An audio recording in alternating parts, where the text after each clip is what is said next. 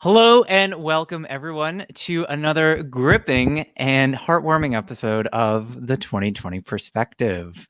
I'm one of your hosts today, Dan Newman, and I'm joined by my co-host. Hello, everyone. Welcome. My name is Alicia Engel, and I am another co host of the 2020 Perspective, a podcast about failure. So, we are really excited that you've joined us for a new thing that we're trying here. It's new, yeah. It's fairly new.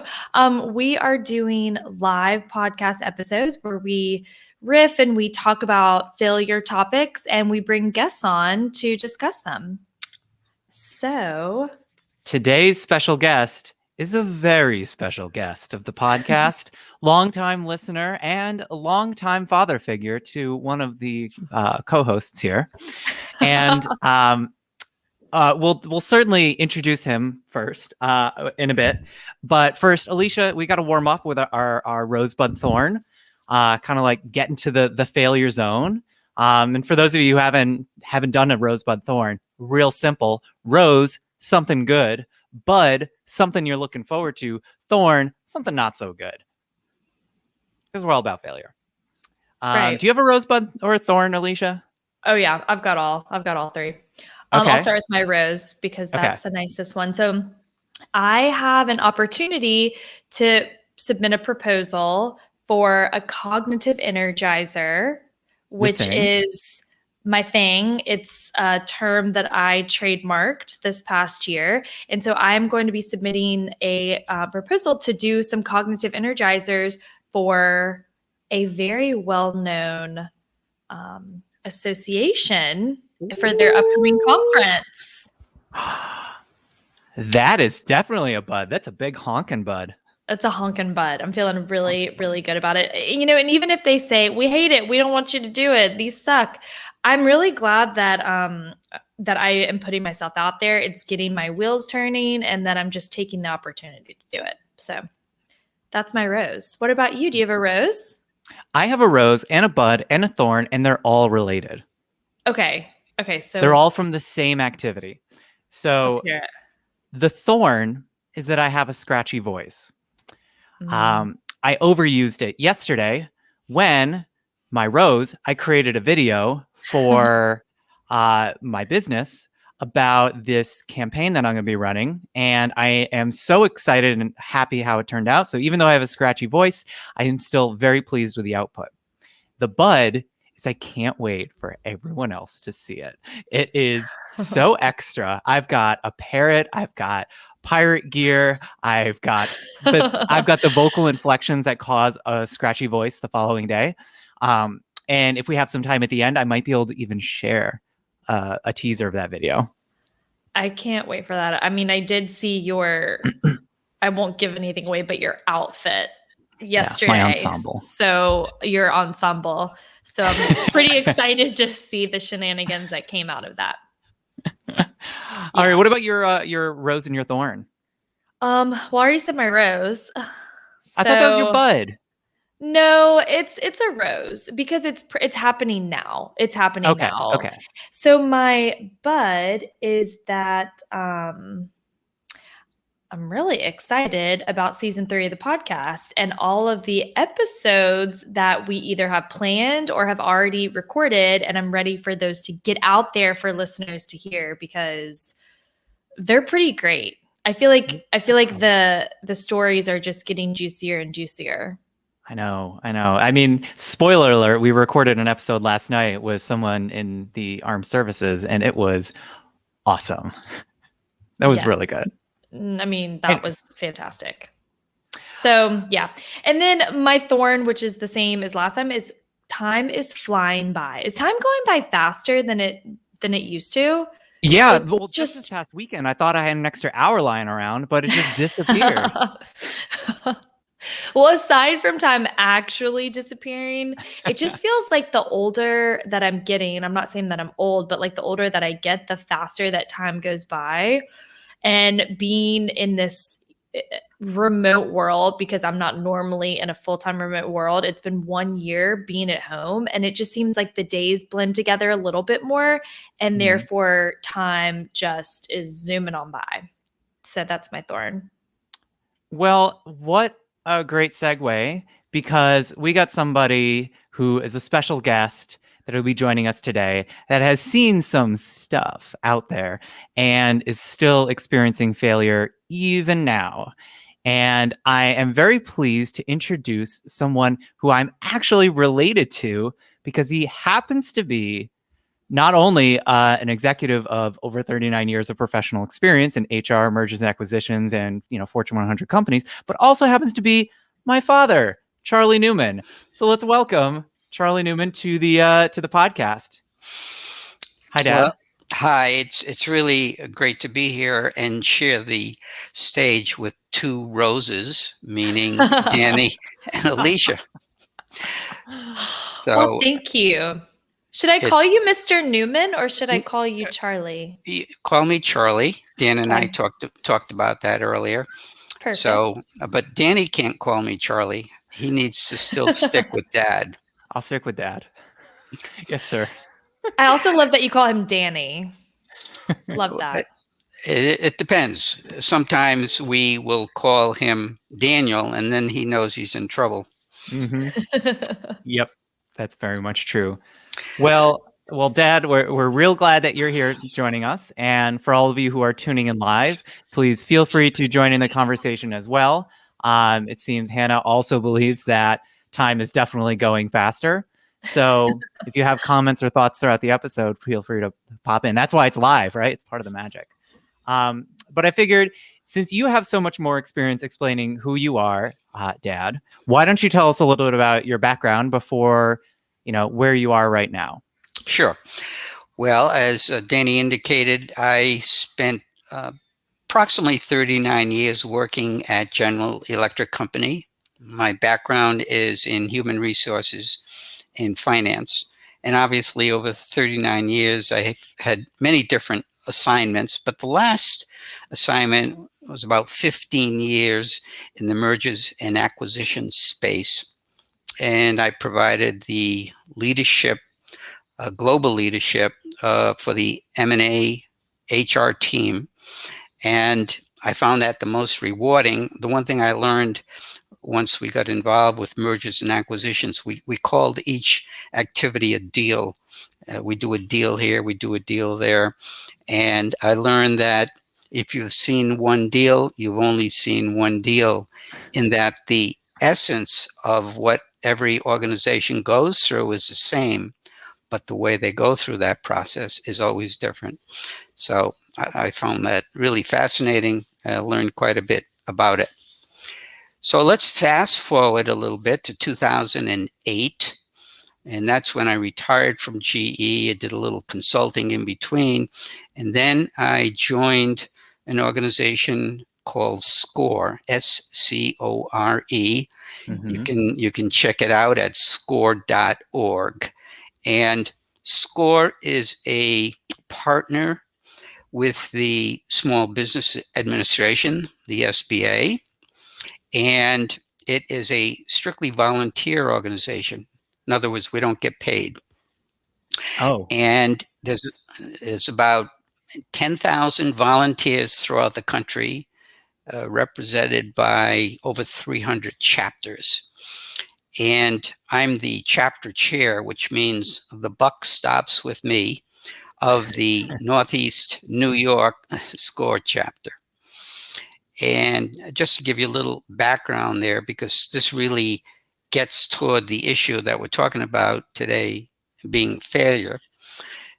In our chapter, we have approximately 40 individuals. And I'm going to say about 90% of these people are retired.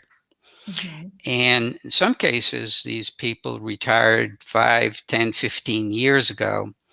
So they have a wealth of information, but there's certainly a generational divide between them and the society today, which really gets to the issue that I'll set up in a moment. So that's a quick overview of where I've been, whom I'm associated with now. I'd go back to Danny and Alicia to see if there's any questions at this point. Wow, love that. Thank you. So I do have limited or have had limited interaction with SCORE. I actually learned about SCORE from Dan and worked with a mentor a couple sessions to help me with my business plan, which still has not been written. So TBD on that. But I did find so much value in the few sessions that I had with my mentor. But I felt like, if I really want to be serious about it, I have to go do the legwork and then use his time really much more wisely. So, Yes, for clarifications, so what we do is we mentor startup organizations or individuals that have business issues and so forth. And I would say, and our mentoring is free of charge. There's no cost to the client, and everything is confidential. I would say that of the clients that we mentor, I would say 60% of them are startup businesses, and the balance are individuals that have business issues or just contact us for some education relative to how they should set up their finances, their legal structure, etc. And typically we'll meet with a client and have a discussion. We agree on homework. The client goes back, they do the homework, they come back maybe a couple of weeks later and we go over the homework. It's really to move them to the next step. They should think of us as their coach. And obviously the client has to do the heavy lifting. We don't do the heavy lifting, as you just indicated. yes. So you have to be motivated, you have to have the passion and make things happen. Right. So Right. obviously, I am not retired. Neither is Alicia. And odds are, plenty of our podcast listeners and even live stream viewers may not be retired either. So what drove you to volunteer with this organization in the first place? Like, what was the motivation? Well, the motivation is one way to give back to the community. And typically, I mean, with 39 years service with GE, you'll learn a lot. And there's knowledge and wisdom that we can pass on to individuals trying to start a business. And we've had successes. And some of our successes are keeping people out of landmines. And I have stories. I don't know if I want to get into the stories to explain that because I want to make sure we focus on failure. But there are individuals that really shouldn't go into business. And we never tell them they shouldn't go into business, but we ask enough questions that they would come to that realization themselves. And before they spend a lot of money going into business that's not going to be viable, we think we've made a positive contribution, saving them some money, embarrassment, and time. A failure. A failure. Yeah. Exactly. Exactly. So you are almost like the failure. You're protecting people from the failures that they could stumble into. In effect, exactly. But I still make failures. So let me go into this a little further now that I've set the stage. So I indicated that in SCORE we have about 40 individuals, and most of them are retired. And right now we're going through a process of moving from a old information system to a new information system, which is based on the Google platform. And the way we've been operating is people are using, our mentors are using their personal email address in communicating to their clients and entering into our website to put notes and so forth. But it's antiquated, it's not working too well. And so we're trying to move them into this new system, which is based upon Salesforce, but it requires each individual to have a Gmail account.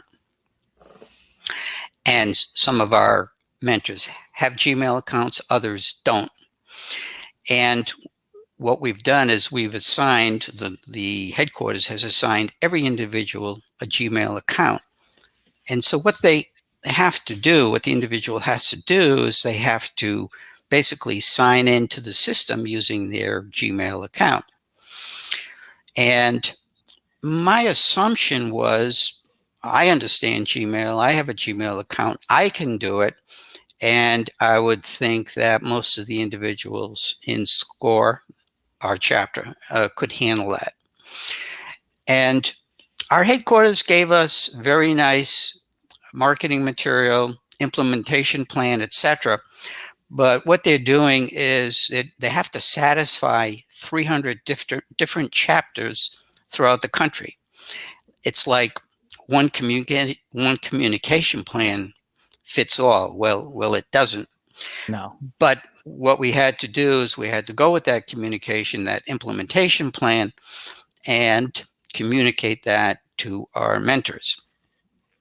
And we have the ability to track how people are progressing, moving from the old system to the new system. And this new system goes into effect in June. So we've been working feverishly to move these people into the new world, if you will.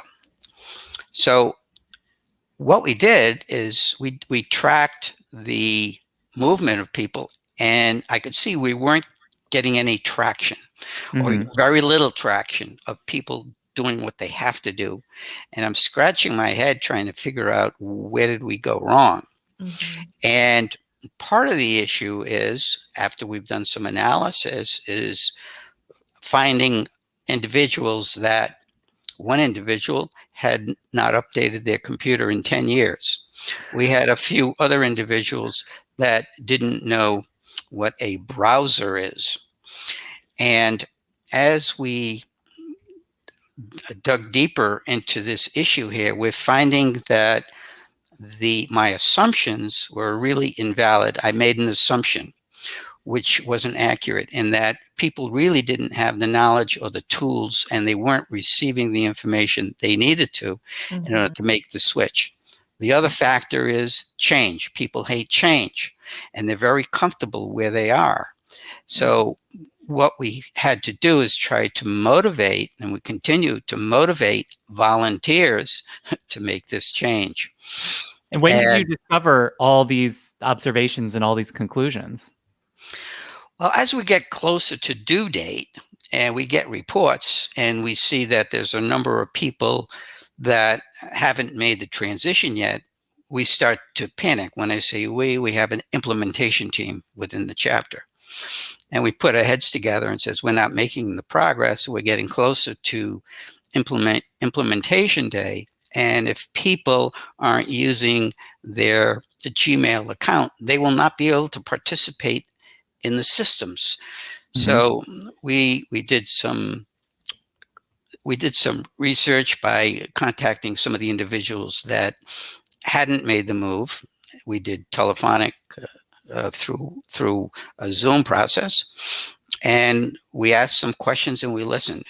And what they told us is they didn't have the tools, they didn't have the knowledge, and that's really forced us to rethink how we're going to communicate, what we're going to communicate, and really take the communication in small bites, because we've determined that they can understand small bites and use that as a process to move them to the next generation.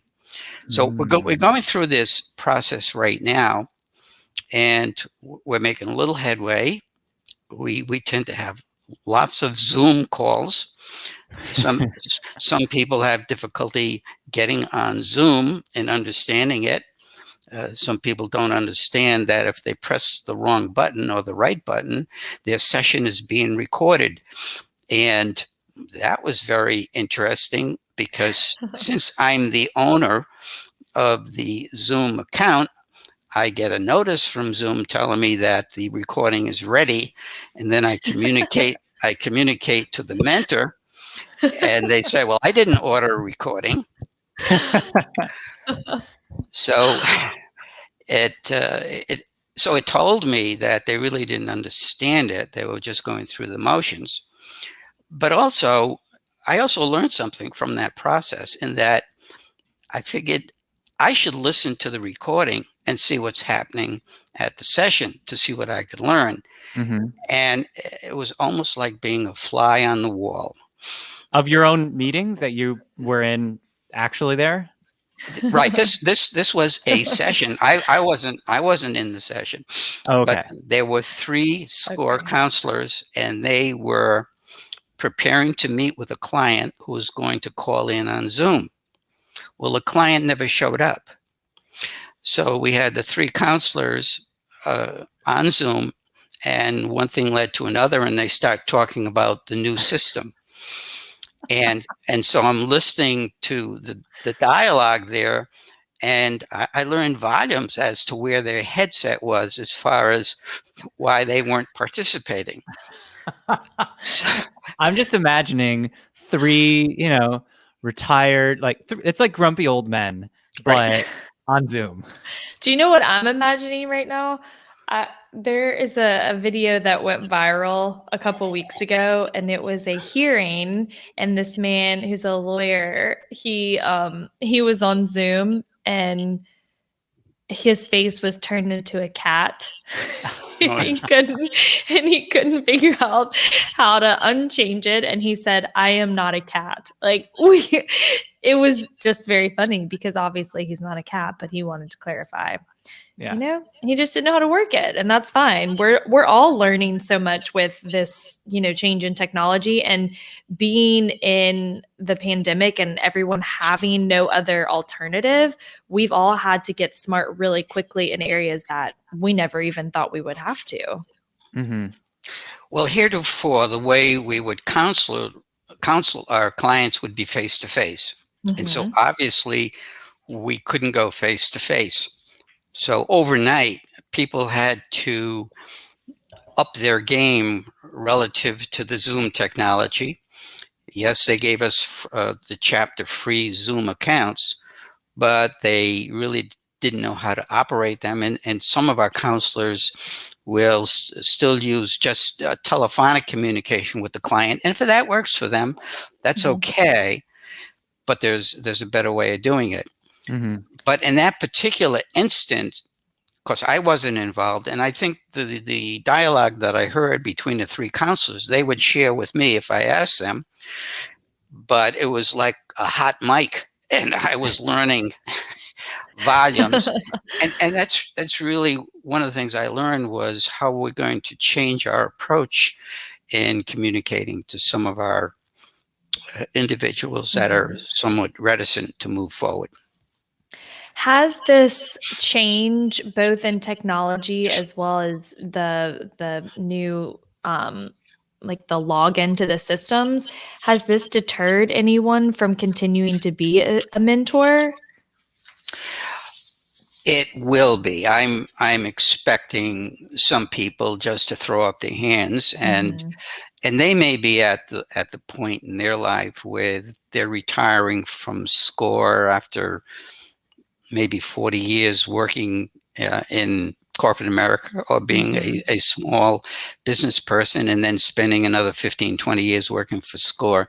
They just might throw up their hands and say, I've had enough, and so be it. So we haven't experienced that yet because we haven't gone live. But when we check with other chapters throughout the country that have actually made this switch, there is maybe a 5 to 10% loss of individuals because they just really couldn't deal with the new system or didn't want to deal with the new system. And I expect.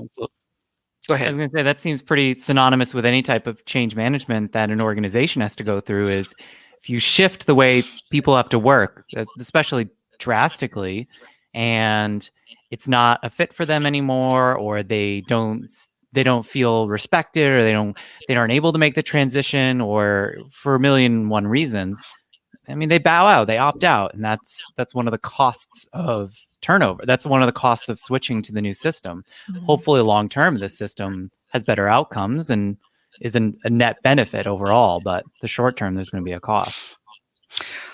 Well, let me get back to a conclusion. So I explained the situation. I explained the failure as I saw it. So how do we correct correct it? What do we do differently? And so what we're doing is we're in the process right now of trying to better understand our audience.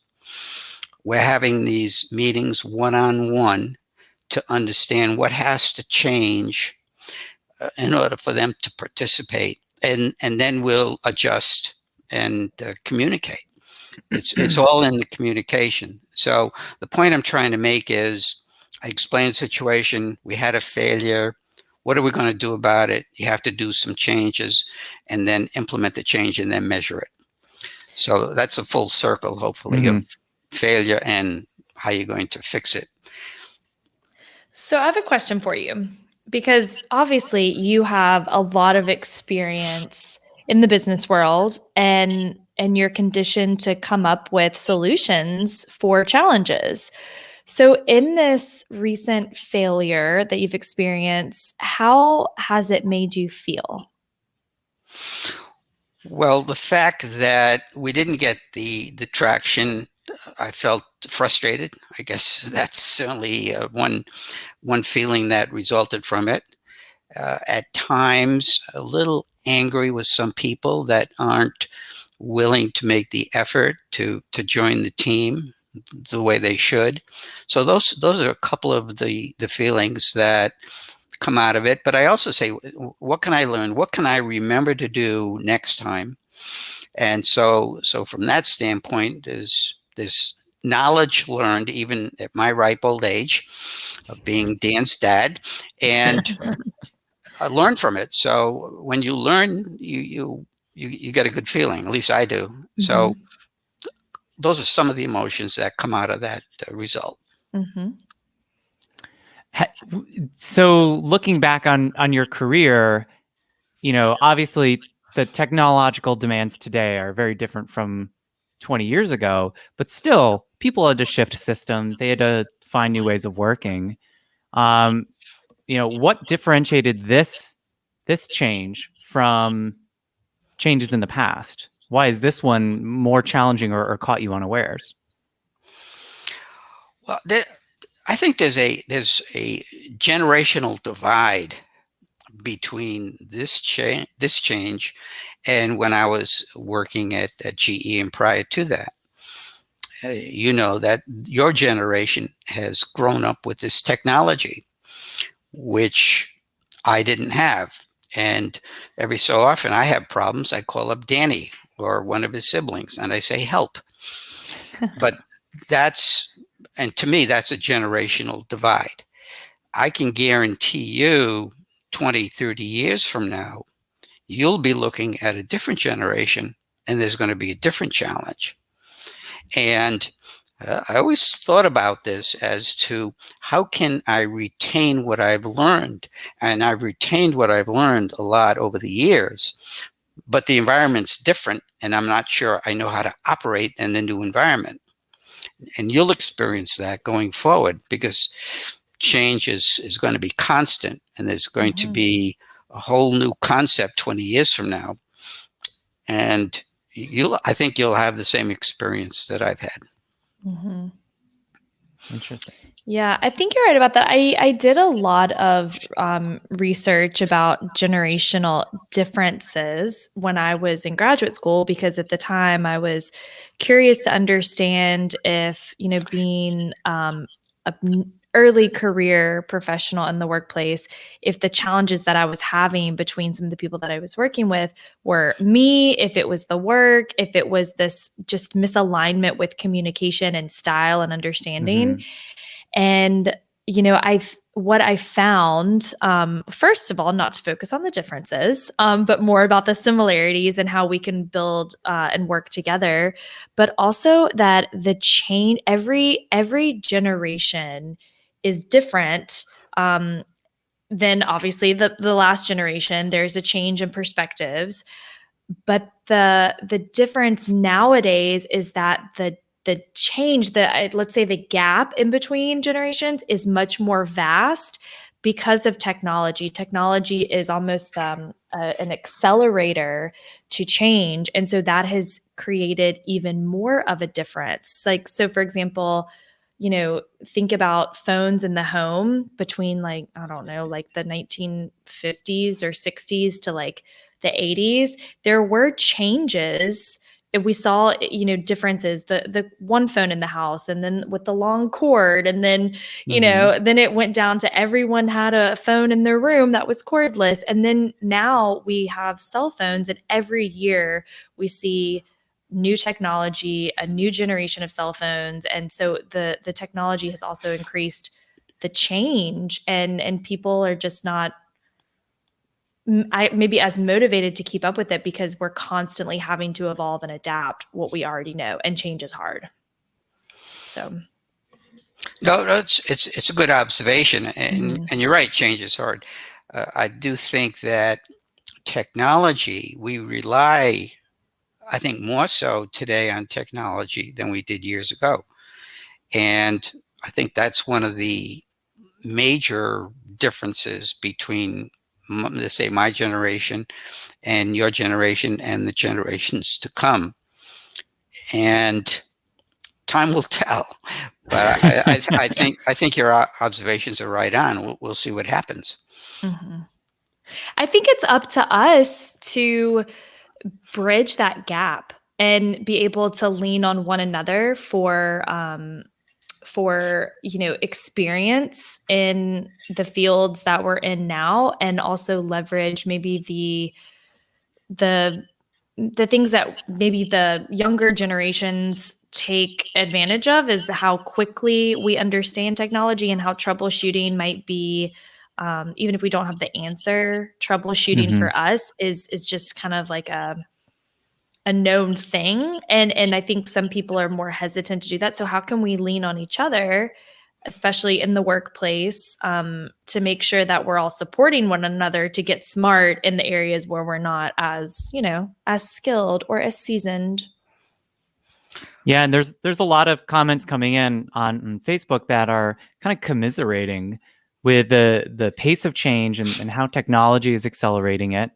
And I think something that is important, from this conversation is that while we could try to anticipate and pre-learn the failures that we're about to stumble into, there still needs to be a way of dealing with the missteps and the mistakes and catching people up and providing those feedback loops. So even if everyone's not running at the same pace, we still end up at the same destination.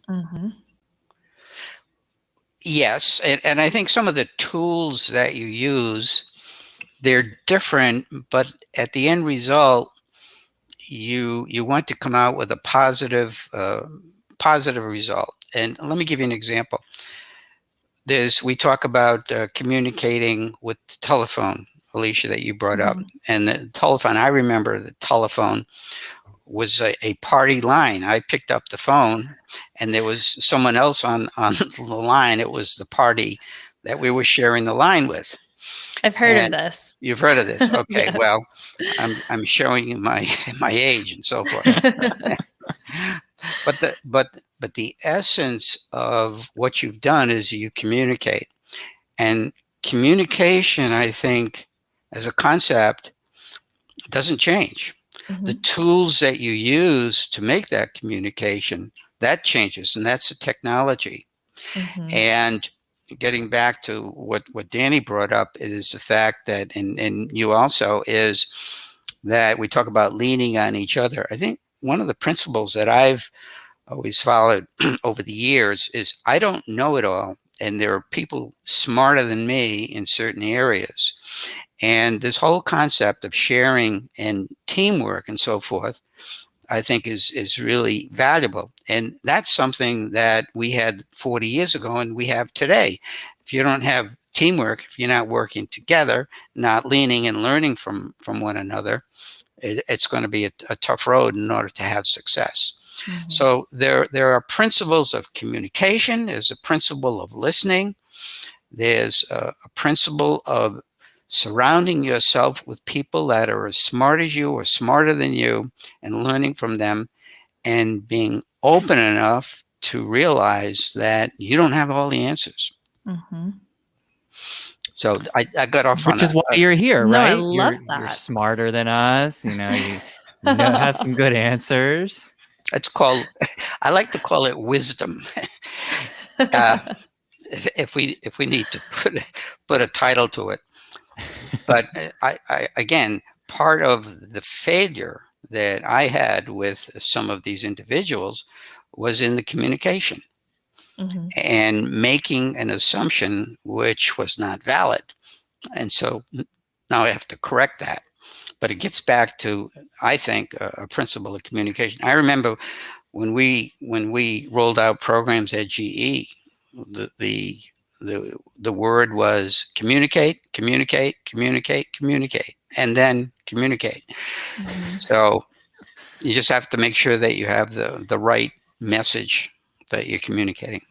Yeah, I think yes, the right message and the right outlet or outlets too is so important. I love what you said about these different pieces, the communication and listening. That might be separate. I don't know if it's the same. And then this sense of community, that's a common theme that we have heard from probably every single person that we've talked to on the Mhm. podcast about how to get through a failure, how to learn from a setback, is to have a community of people and surround yourself with a network of people who are going to help you, have the patience and the knowledge and the expertise to help you get through whatever that failure is, or just the support. And then the last piece that you mentioned was just to be open. And obviously, our podcast is called the 2020 perspective. So having that additional outside perspective and being open to, not necessarily agreeing with everything that's outside of your realm, but just acknowledging that there are other ways of seeing and doing things Mhm. than what you see is in front of you. And just being open to that is the first step to overcoming a failure. Yes, and also some people may be able to be self perspective in their personality and how open they are to listen and learn.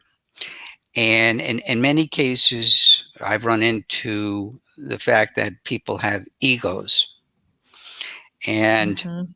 egos can get in the way, and I've seen them get in the way. So when you get into the interpersonal relationships that you deal with over time, you have to be listening and seeing if you can pick out the egos that you're dealing with, because that could be success or failure based upon how you're interacting with an individual. So Mhm. there are many things that are roadblocks in the learning and sharing and relying on one another. And I find poor listeners, people with egos. There's just a couple of things right off the rip that I think are difficult and cause problems in relation to progress. Mhm. I also, I also really, one of my hot buttons when we talk about technology, dealing with Zoom and so forth, is when more than one person is talking at the same time. I lose it. And also the dog barking in the background, or the telephone ringing and so forth. I call it technology etiquette. And what surprises me is some people just don't get it. So when two people are talking at the same time, nobody's listening. How did you learn that technology etiquette? And how can others who haven't learned it learn it? Just observations. I'd sit in a meeting and I might hear two people talking at the same time, just sitting back and listening and realizing that not only am I not getting the message, but other people around the table or other people on the Zoom call aren't getting it. And you can see people are distracted when there's noise in the background and they're trying to make a point, and there's a disruptive in the background. So observations, putting logic together, and quite often I'll just sit back and just listen. I learn more by listening than talking. And one of the, obviously at times I have to talk, like I have to talk now. But if people continue to be blind to what's happening around them as it relates to communication, then it's not going to be a successful communication piece. Mm-hmm. So listening I think is very critical, and that's how I learned it. I sat back and I listened, and I learned more listening than I did talking. Skills of a great coach. Listening, you pick out those words, those key words, and then you kind of follow that trail. And that's what, I mean, really gets down to the root of anything, what the problem is, what people care about, just, the key to understanding. There's another also learning piece, and that is it's body dynamics. And when we had face-to-face interactions with clients, I could tell by the body dynamics if they were listening, if they were giving me a line that really wasn't appropriate. When an individual comes in for mentoring and they don't have anything to write on and they don't have anything to write with, they're sending you a message. So all of these observations, that's a kind of active listening. It's active observations. And I think that's another tool that I've used over the years. When I determine somebody's not listening, I tend to shut down because we're not going to make any progress. And other people may shut down. So body dynamics, when you're in face-to-face, when COVID is over and you go back to face-to-face, I think that's important. Mm-hmm. I think there's something, so these are life lessons for sure. But what I'm also drawing underneath this is that you had the opportunity over many years to be in a lot of different situations, observe lots of things, see how it worked out, be in meetings, virtual meetings, phone-only meetings, conversations, working with people. And all these observations, all these life lessons you have right now, they might not have been there if you weren't open and willing to kind of reflect on this and understand that this was a lesson worth learning, and probably also experimenting and shutting up at a meeting and realizing, wow, there's better answers out here. You're learning more. So how do you think you develop that type of kind of, I don't want to call it like downloading, but like embedding these lessons into your normal operations so that now where you are, in your life and your career, you can share the lessons that you picked up and you embedded? Well, you need a curriculum. You can put a curriculum together to talk about all those words of wisdom that I've shared with you today. I don't know how you'd classify them, but I think people should be made aware of some of the things I've talked about. And I know there are courses about active listening. I don't know if there's one on body dynamics. I'm sure there is. But I think to answer your question, hopefully, if you package that in some kind of a curriculum, I think every person going into business ought to at least listen and take that course. And maybe they'll learn that when two people are talking at a meeting, they should be quiet. or make sure that the dog is not barking and the phones aren't ringing. Mm-hmm. I mean, I sent my phone into the other room and I gave instructions to Danny, your mother, that if our dog starts to bark, deal with it. Look at that delegation in action. I'm not going to lie. I have a problem. Sometimes my dog barks. I live by myself and I have a one-room apartment. There's nowhere for him to go. So, I'm guilty of that, Charlie. Happens. But you get my message, though. Yes. I mean, I think that's the key, that you're aware. I want to make you aware of that. Dog barking would be distractive to everybody on this that's going to hear this podcast. Mm-hmm. And so you get the message, and that's the message. Right. I'll send him away when I do the podcast. So I want to kind of get to some rapid fire questions and start winding up. So you said you had a bunch of stories. I wonder of a score of the score world. Do you have any tales tales from the score world that you'd wanted to share? Well, with the what? The score world? Yeah, either the failures that you've helped prevent or the failures that you watched unfold. Oh, okay, you got me on that one. I thought you were going to ask me about you. Oh, I mean, I have a question about Dan. I'm going to just toss that over to What Alicia. what was Dan like as a child? What was he like as a kid? Well, Danny was basically, you have to understand our family structure.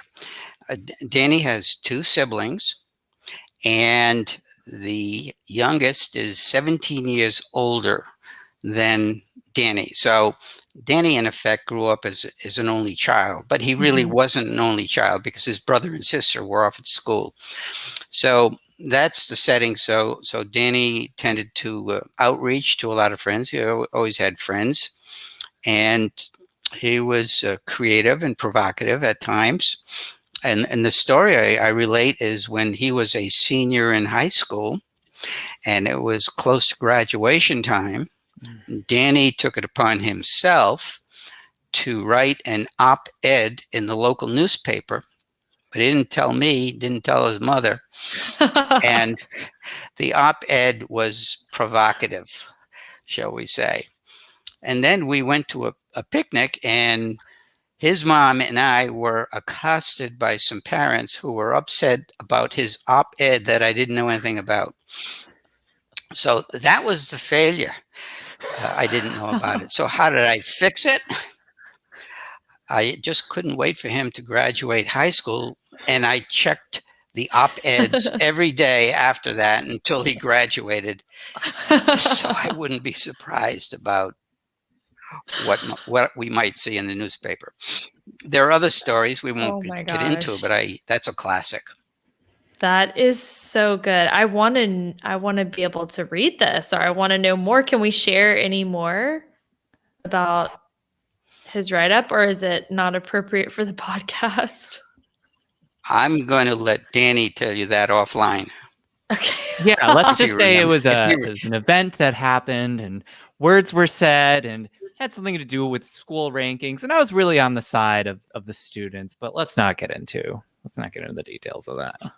It impacted the valedictorian, where they had to check her written speech before she delivered it as a result of the op-ed. I didn't know about that one, but fun fact.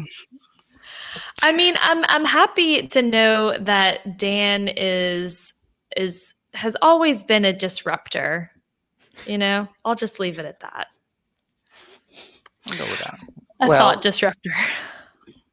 Also, I mean, by being a disruptor, also creative too. I mean, he's created a lot of good things, and he had very good responses from people that he worked with, employers. When he worked at a camp, they wanted to hire him. He's done some great things with the organization, the America. Danny, you'll have to help me on that one. It wasn't... you volunteered for that at Brandeis. I can't remember. At Brandeis? Yeah. Well, anyway, so he was very he was in tune with the people that he worked with, and also he thinks out of the box, and he performs out of the box, and that's Danny. Yep. Well, I'm going to put that on the website, Dad. That's great testimonial. That is a good testimonial. So wait, what field of work did you envision Danny to go into when he was a kid, or when he was in high school? A president of the United States, but we had to change that. Danny, oh my gosh. Danny was into music, and he worked well at it, and at one point in time, I thought that's where he might be heading into the music field. But I didn't have a slot in life for Danny as far as a job goes, or a career and so forth. want it to be rewarding and successful, and he's going to have to choose it. I might push him in one direction. His mother will push him in a different direction. But at his age and what he's done today, just we get out of his way and let him grow and be successful. You did a good job. We Oh, tried. I didn't expect this to turn into like make Dan blush fest. Okay, I have one last question. Oh, Well, I will make this not about you, Dan. Okay. So Charlie, what was your most pivotal or life-changing failure? Interesting. Well, I would say that's a great question. I'm going to go back to my GE days because I joined GE in the finance community, and I spent maybe 10 years in finance, not really crazy about it. And at about the time, it was 1980, at about that time, one of the issues in this country, in corporate America and so forth, dealt with healthcare and healthcare cost. And at that point in time, that's where I switched or pivoted, as you said, out of finance into HR. And so for a number of years, I was providing leadership in the HR community relative to healthcare. And I actually provided leadership in the benefit area. And inside GE was well recognized for being on the cutting edge. And really, it was like the tail wagging the dog, pushing the corporation to move. And it's a big corporation, and move in that direction. So to me, that was, I think, the major changing point in my career. And when I switched out of finance into HR, because one of the advantages, not too many HR people had finance backgrounds. I had both. So to a certain degree, I became more valuable to the organization because I could sit on both sides of the aisle and understand what was going on. And eventually that healthcare led into the benefits, led into mergers and acquisitions. So that's how I grew into M&A. Does that get to your question? That's a good one. What about a failure? Did you have a pivotal failure that changed your life either positively or negatively? Failure. That's a good one. There's nothing outstanding that comes to mind.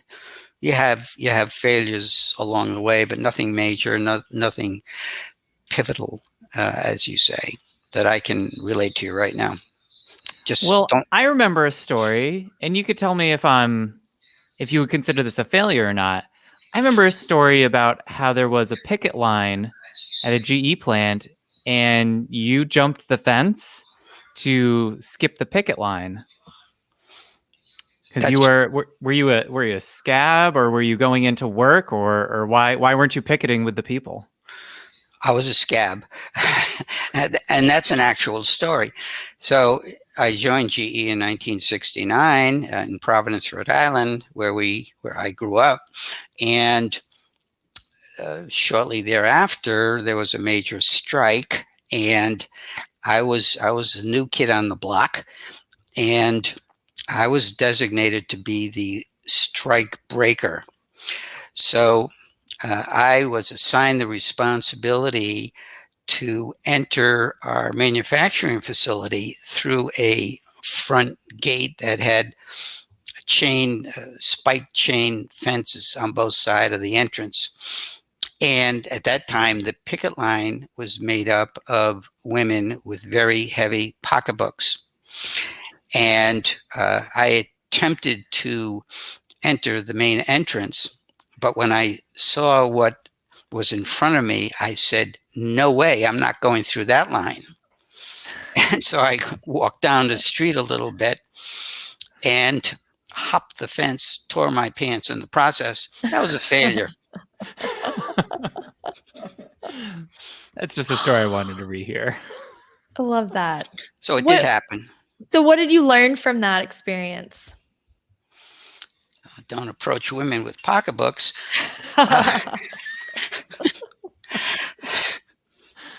Well, I think maybe learning there might be giving more thought as to how I could deal with that issue. The issue was women walking with pocketbooks, and I needed to get through, and I really needed to think through how I could do that other than climbing the fence. So to try and answer your question, and I'll give you another example of that same strike, which actually worked. And that is when we were still on strike and I was actually working inside the manufacturing facility. I had to renew my driver's license, and I had to leave the plant, and there was strikers walking in front of the gate there, and I figured, how am I going to deal with this problem? And I couldn't get my car out. So my wife at the time was very pregnant with our daughter. And so I called her, and she drove up to the gate there, and they wouldn't let her in. She rolled down her window and she said, I'm pregnant and I'm having contractions and I need to get my husband out of the facility. So they parted ways. I came out, got in the car, went to the motor vehicles, registered my car, a license of what, and then came back, and they parted ways. And my wife left and said, well, it was a false alarm. So, so that's a true story. And so I could see the potential failure and figuring out a way to circumvent that. Yeah. That's what we did. Well, Debbie, before she was even born, was sneaking out and sneaking in. We won't go into Debbie's.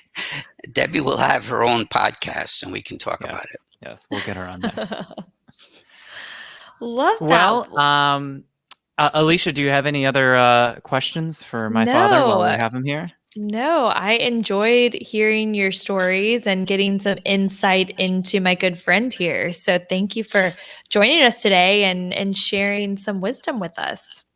Well, glad to help. Hopefully it moves the program forward in any way it can. And we can do a redo if we need to. Well, we might have you come on again to talk about how that email transition actually went. Maybe we'll get the talk back of the actual rollout. Mm-hmm. Well, I'd be willing to do that. Well, thank you for coming on. And Alicia, I'd say this one's a wrap. This is a good one. Sounds good. Keep failing. Yeah, keep failing, everyone, and make sure to tune in next week when we publish this podcast episode on the 2020 perspective. You can get that on any podcast platform that you have, or head to the our website. Check us out on Facebook. All the links there, and we'll put out the episode there as well. So, thank you and happy failing. Okay.